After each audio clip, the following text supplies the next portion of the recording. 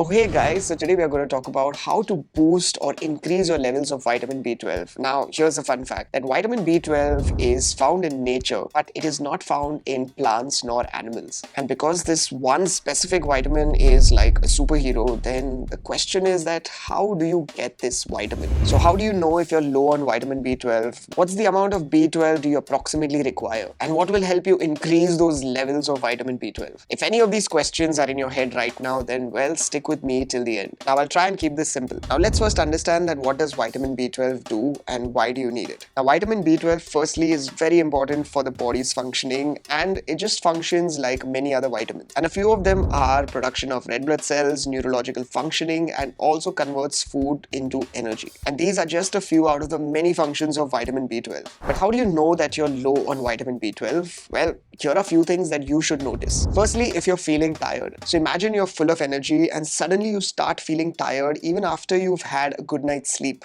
Or maybe you are eating really well and always tired even before you go to the gym. And if you're feeling tired without really doing generally much of anything, then that could also be one of the reasons of having low vitamin B12. Now the next is when you look in the mirror and you look very pale as compared to a very sun glow or sun-kissed look, but rather you're looking more like a ghost. Well, that's another sign. One is you also start feeling this very tingly and tiny pricks on your hands or your fingers. And this feeling is almost like when you sleep on your arm and suddenly you wake up and you have this whole blood rush coming through your fingers and you feel that tingly sensation on your fingertips and your palms. Well, it's pretty much like that. If you're anemic, it could also be B12. So try and get a blood test done to figure out whether it is B12 or not. Because vitamin B12 is very important, as I said earlier, in the production of red blood cells. And red blood cells are responsible for carrying oxygen to all the parts of your body. So that's muscles, tissues, organs, everything. And if you are B12 deficient, that means you have lesser RBCs, which means lesser oxygen flowing through your body. And there are also a few more signs that you need to notice, and one of them is your gastrointestinal problems. So if you have diarrhea or constipation, it could be due to the lack of vitamin B12. Or if you have a smooth red tongue, which is unlike your natural pink color. So if you notice any of the symptoms that I mentioned above, then you might be low on vitamin B12. So how much vitamin B12 do you require? Now the best part about vitamin B12 is that you require them in very minute quantities, just like every other vitamin. And the recommended daily intake of vitamin B12 will all depend on your age, sex, and even your life stage. And how much we should consume are provided by the NIH, or the National Institute of Health,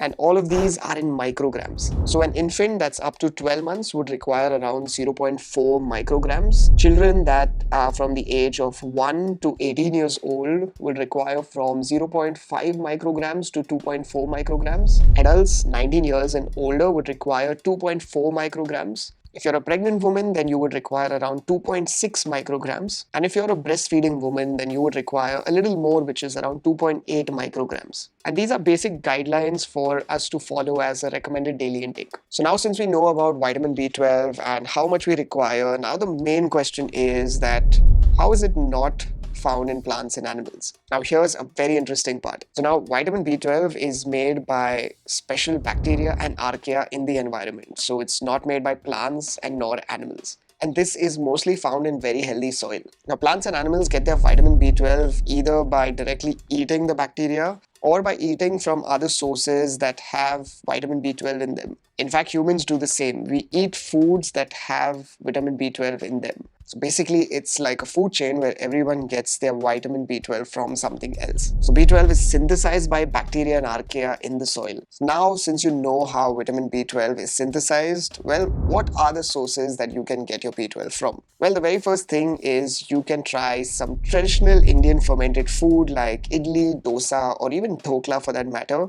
because they might contain traces or tiny amounts of vitamin B12 due to that whole fermentation process which causes bacterial synthesis. There are also certain other traditional foods like tempeh, miso, and even some types of fermented cheeses. What I recommend the most is try and take a vitamin B12 supplement. Now, the only reason I would say take a vitamin B12 supplement, because the other vitamins you can still get them from food and many other sources, but because vitamin B12 is not made by plants nor animals, I would say that try and take a supplement separately, especially if you have a strict vegan or vegetarian diet. And for all the other vitamins, you can just get them through food. Now, if you are a meat eater, you will get your vitamin B12 from meat, but it's something that I don't recommend because with just getting vitamin B12, you will get tons of other things like cholesterol, no fiber, and even inflammation, which are those added things that are not worth just for that one vitamin B12. And it has tons of other antibiotics and many other things that you don't really require. But that again is my recommendation. Now, if you go for supplements, then it will solve the entire problem of vitamin B12. And if you go to the store and you purchase a vitamin B12 supplement, in the ingredients, if it's written cyanocobalamin, that is pretty much the synthesized version and a very common form of vitamin B12. But if you're looking for something more natural, then consider specifically these products that mention methylcobalamin and hydroxycobalamin. So they will be written on those sides of the bottles. And you get them in a tablet form and even a gummy form. So it depends on what you prefer to have. And I have one here, which I don't know if you can see. So you can see right here, it said cyanocobalamin.